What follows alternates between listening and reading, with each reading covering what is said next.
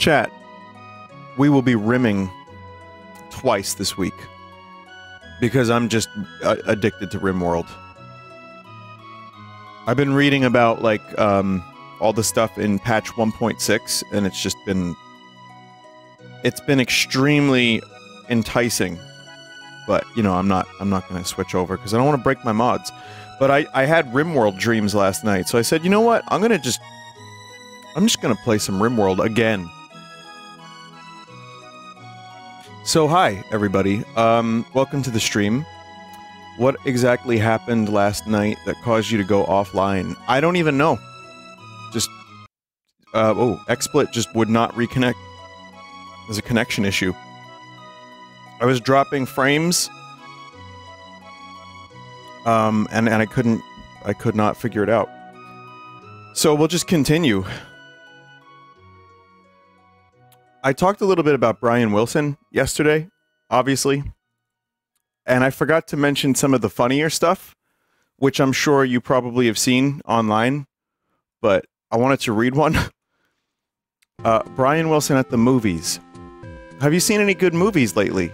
Well, I've only seen one in the last couple of years. It's called Norbit by Eddie Murphy. How did you like it? Fantastic movie. Very funny. What's your favorite movie? Norbit. Wow.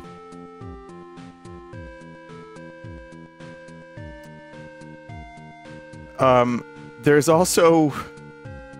a couple other things that were very funny. So Brian Wilson tells the story of how Don Henley once came backstage after a concert. The Eagles co-founder arrived clutching his copy of Pet Sounds, the Beach Boys' classic 1966 album, told Wilson how much their music had inspired him when he was younger. Keen to have Wilson autograph the album, he watched as Wilson picked up a Sharpie and wrote, "To Don, thanks for all the great songs." Henley turned to leave, but Wilson called him back, and grabbing the record, crossed out "great" and replaced it with "good." Oh, man. There's also another one, too. I mean, there's a lot of these kinds of stories for Brian Wilson. If it wasn't, I didn't talk about it too much yesterday, but I mentioned the psychiatric stuff. There was a lot of acid going around in the 60s, and there were a lot of stuff I don't know how to delicately talk about because I wasn't there, and I don't know the full story. But he, you know, there was some mental stuff that wasn't great, and there's also some... I think he knew he was funny, and he was, like, kind of just a silly guy later in life, but there's also stories of this one song, Shortening Bread, that he was obsessed with. Shortening Bread was recorded by the American rock band The Beach Boys numerous times. Numerous times!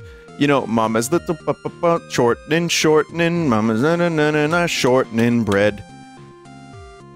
So, only one version has seen official release as the final track on their 1979 album, LA Light Album. Alright?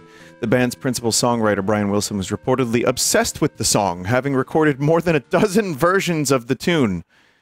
Beach Boy Al Jardine speculated that Wilson's obsession with the song may have begun after co-writing the song Ding Dang with the Byrds, Roger McGuinn, in the early 70s. Ding Dang's another really weird song that's just this really, like, weird, like, simple melody, almost like a kid song, that he called his best song he ever wrote a couple times.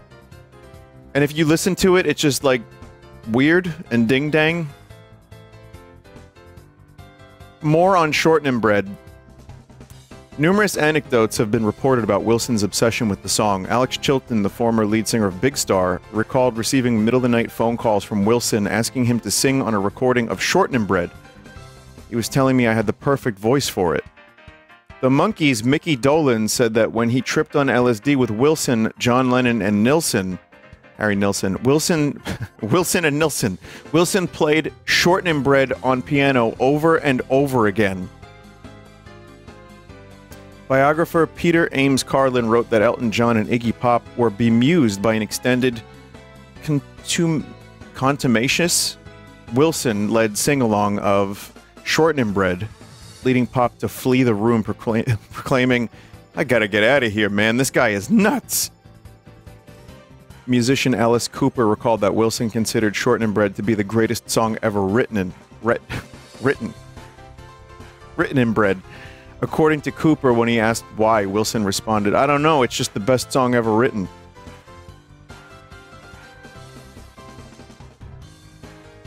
So I think, you know, I also saw a post today about he had so many like genius songs that it made people kind of reevaluate if Norbit was a genius movie. There's some, and the song Shortening Bread, but whatever the case is, I mean, and I'm butchering that joke, but I just thought some of those anecdotes were pretty funny, and he had some strange obsessions and interests. Have you seen the cameo Brian made on Duck Dodgers?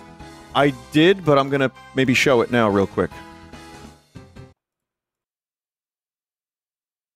There is a pretty funny scene.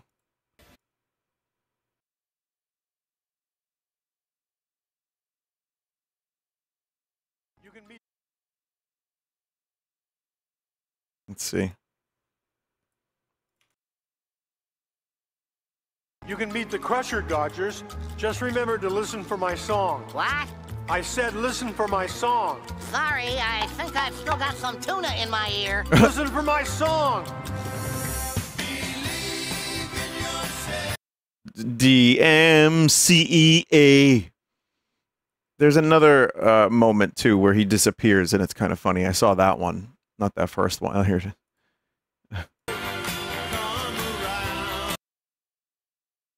Okay. I like how they put him in his Beach Boy outfit from the 60s. Well, anyway, I just, wanted to talk about it a little bit. I was listening to a lot of Beach Boys today because I'm very predictable. And of course I was.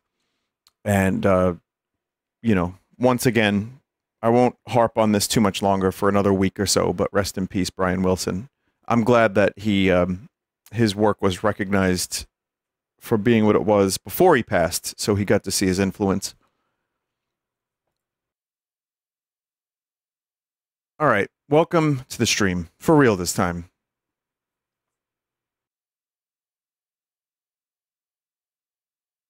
Any interest in Splatoon Raiders? Yeah, we'll talk about that.